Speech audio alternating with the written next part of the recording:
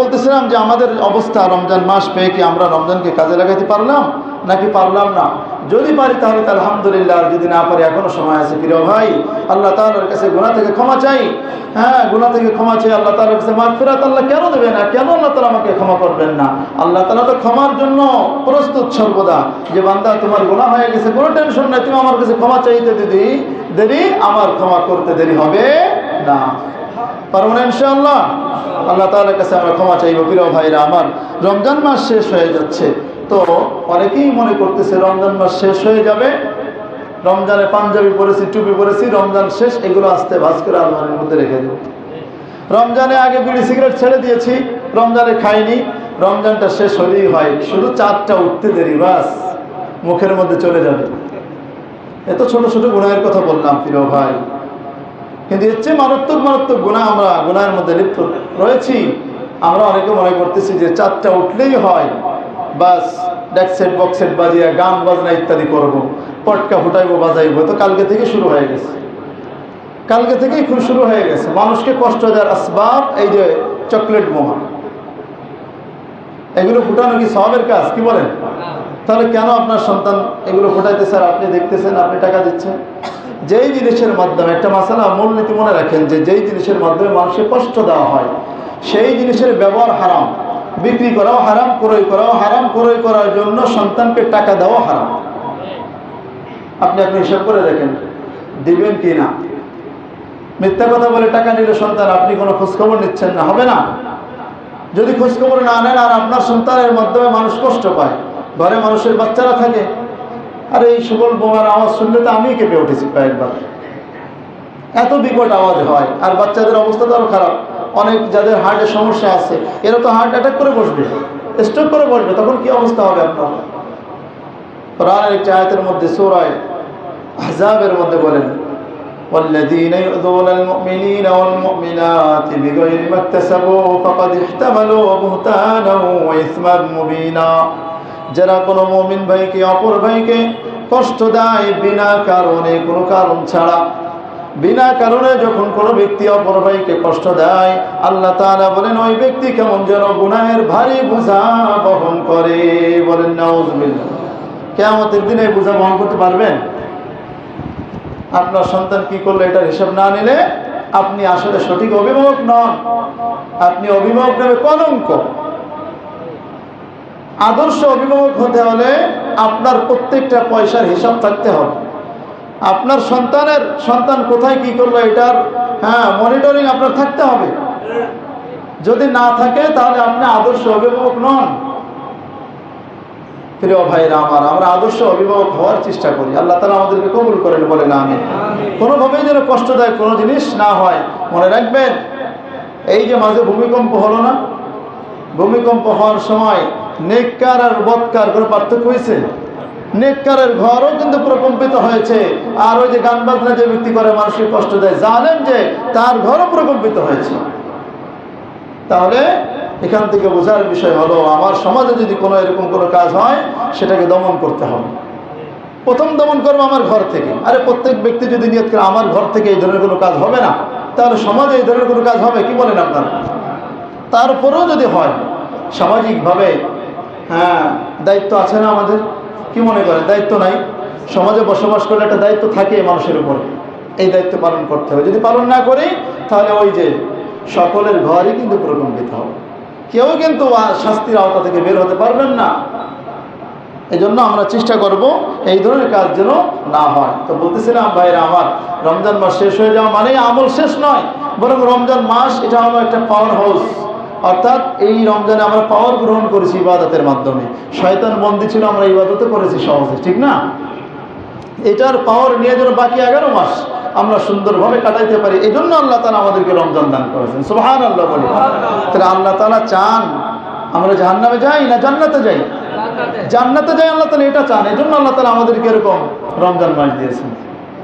সেই জন্য রমজান মাস মানেই নেক আমল শেষ হয়ে যাওয়া নয়, বরং রমজান মাস মানে হলো এটার আমলগুলো বাকি 11 মাস বহাল রাখা। আমরা প্রত্যেকেই দেখেন, যে ব্যক্তি রমজান ছাড়া নামাজও পড়ে নেই সেই ব্যক্তিও রমজানে 5 ওয়াক্ত নামাজ পড়েছে। যে ব্যক্তি অন্য মাসে নফল নামাজ কোনো সময় পড়েনি, কিন্তু রমজান মাসে হলেও 2 রাকাত হলেও প্রতিদিন পড়েছে, অন্য মাসে কোরআন তেলাওয়াতের ধারে কাছে যায়নি, কিন্তু রমজান মাসে সে কোরআন তেলাওয়াত করেছে, কোরআন বোঝার জন্য তার অন্তর কেঁদেছে, হ্যাঁ আমার কোরআন বুঝতে হবে। কিন্তু রমজান মাস শেষ হয়ে যাওয়ার পরে এগুলো ছেড়ে দেওয়া যাবে না। এজন্য রমজান পরবর্তী সময় আমাদের করণীয় কি, এই বিষয়ে আমি কয়েকটি কথা বলবো। যদি এগুলোর প্রতি আমরা আমল করতে পারি ইনশাআল্লাহ, তাহলে দেখা যাবে যে আমরা সারা বছরই মুত্তাকি হতে পারবো। আল্লাহ রাব্বুল আলামিন আমাদেরকে যে রমজান দিয়েছেন কিসের জন্য? মুত্তাকি হওয়ার জন্য। কিসের জন্য? মুত্তাকি হওয়ার জন্য। এজন্য আমরা রমজান মাসে যে তাকওয়া এবং ঈমান, এটা আমরা আমাদের পাকাপোক্ত হয়েছে, এই দৃঢ়তা আমাদের ধরে রাখতে হবে, এই ধারাবাহিকতা বজায় রাখতে হবে, এটা ছেড়ে দেওয়া যাবে না। কারণ আল্লাহ তাআলা রমজান মাসের শুরুতেই আয়াতটা তেলাওয়াত করেছি, ইয়া আইয়ুহাল্লাযীনা আমানু কুতিবা আলাইকুমুস সিয়ামু কামা কুতিবা আলাল্লাযীনা মিন ক্বাবলিকুম লাআল্লাকুম তাত্তাকুন। তোমাদের উপর রোজা ফরজ করে দেওয়া হয়েছে যেমনিভাবে পূর্ববর্তী উম্মতের উপর ফরজ করা হয়েছিল। কেন? লাআল্লাকুম তাত্তাকুন, যাতে করে তোমরা তাকওয়া হাসিল করতে পারো। তাহলে রমজান মাস দেওয়া হলো তাকওয়া হাসিলের জন্য। তার মানে রমজান মাস শেষ তাকওয়া ছেড়ে দেব না, 12-11 মাস, বাকি 11 মাস এই তাকওয়াটা যেন, এই তাকওয়ার ধারাবাহিকতা, এই ঈমানের ধারাবাহিকতা যেন বজায় থাকে, এজন্য আল্লাহ তাআলা আমাদেরকে দিয়েছে। শুধু তাই নয়, আল্লাহ তাআলা বলেন, ইয়া আইয়ুহাল্লাযীনা আমানু তাকুল্লাহা হাক্কা তুকাতিহি ওয়া লা তামুতুন্না ইল্লা ওয়া আনতুম মুসলিমুন। তোমরা তাকওয়া অর্জন করো, আল্লাহ তাআলাকে ভয় করো, ভয় করার মতো যেমন ভয় করলে হয় তেমন তুমি আল্লাহ তাআলাকে ভয় করো। ওয়ালা তামুতুন্না ইল্লা ওয়া আনতুম মুসলিমুন, আর মুসলমান না হয়ে তুমি মরো না। মুসলমান না হয়ে মরা যাবে না। তার মানে যতদিন বেঁচে থাকবেন ততদিন পর্যন্ত ঈমান আর তাকওয়া, এটা আপনার এই ধারাবাহিকতা বজায় রাখতে হবে। যতদিন বেঁচে থাকতে হবে ততদিন ঈমান ঠিক রাখতে হবে, তাকওয়া বজায় রাখতে হবে। পারবো না ইনশাআল্লাহ? যদি এটা আমরা বজায় না রাখি, তাহলে দেখেন ভাইরা আমার, তাহলে কিন্তু আমার আপনার মতো হতভাগার কিছু হবে না, সব নষ্ট হয়ে যাবে। রমজানে যত কষ্ট করেছেন সব বরবাদ হয়ে যাবে। রমজানের পরে গিয়ে যদি কোনো ব্যক্তি শিরিক করে, যা করলেন সব একদম নিশ্চিহ্ন হয়ে যাবে। লাইন আশরাকতা লা ইয়াহবাতান্না আমালুকা, যদি তুমি শিরিক করো তাহলে তোমার যত আমল ছিল সব একদম নিশ্চিহ্ন হয়ে যাবে, ডিলিট হয়ে যাবে, কিছু থাকবে না। এজন্য এই তাকওয়া এবং ঈমান আমাদের ধরে রাখতে হবে। 2 নম্বর কাজ হলো নেক আমল। কিন্তু ভাইরা আমার এই বিশ্বাসটা রাখতে হবে, নেক আমল এটা সাময়িকের জন্য নয়, সাময়িক সময়ের জন্য নয়, বরং আজীবন করতে হবে। আজীবন করতে হবে, মৃত্যু আসার আগ পর্যন্ত। যদি আমি আপনি এই আমল যদি বহাল রাখি মৃত্যু পর্যন্ত, তাহলে মৃত্যুটা ভালো হবে, মৃত্যুটা ভালো হবে। আমার আপনার মৃত্যুর সময় থেকে নিয়ে শুরু করে জান্নাতের সুঘ্রাণ পেতে থাকবো। ফেরেশতারা আমার আপনার জন্য সালাম দিতে শুরু করবে। যতটা ফেরেশতারা আমার আপনার রূহটা নিয়ে যখন আসমানে উঠবে, প্রত্যেক আসমানের ফেরেশতারা আপনাকে সালাম দিতে থাকবে, সম্বর্ধনা দিতে থাকবে। আল্লাহর কাছে যখন নিয়ে যাওয়া হবে, আল্লাহ বলবে, আমার এই প্রিয় বান্দার জানটাকে তুমি আল্লীনের মধ্যে রেখে দাও। বলি সুবহানাল্লাহ। কাল্লা ইন্না কিতাবাল আবরার লাফি আল্লিয়িন। নেককার বান্দা যারা, তাদের জানটা থাকবে আল্লীনের মধ্যে, 7 আসমানের উপর একটি সম্মানিত জায়গা আল্লীন। আর যদি আমি আপনি যদি এই ঈমান ছেড়ে, নেক আমল ছেড়ে যদি আমি আপনি গুনাহের মধ্যে লিপ্ত থাকি, তবুও কিন্তু মৃত্যুটা আসবে কি আসবে না? মৃত্যু কিন্তু সবার কাছে আসবে। নেক আমল করলেও নেককারের কাছেও মৃত্যু আসবে, বদকারের কাছেও কিন্তু মৃত্যু আসবে। পার্থক্য হবে এতটুকু যে আপনি যদি নেককার হন, আপনার জানটা হবে সম্বর্ধনাময়, আপনার জানটা থাকবে আল্লীনের মধ্যে, আল্লাহ তাআলার প্রিয় পাত্রে।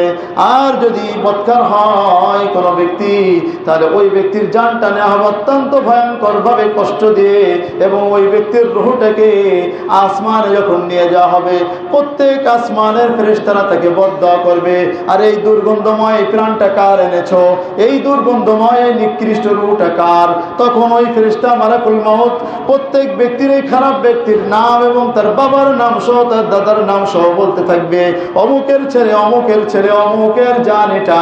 এইভাবে যখন আল্লাহ তাআলার কাছে নিয়ে যাওয়া হবে, আল্লাহ রাব্বুল আলামিন বলবে, এই বদবখত, এই নিকৃষ্ট ব্যক্তির রূহটাকে 7 তবক জমিনের নিচে সিজ্জিনের মধ্যে রেখে দাও। বলেন নাউযু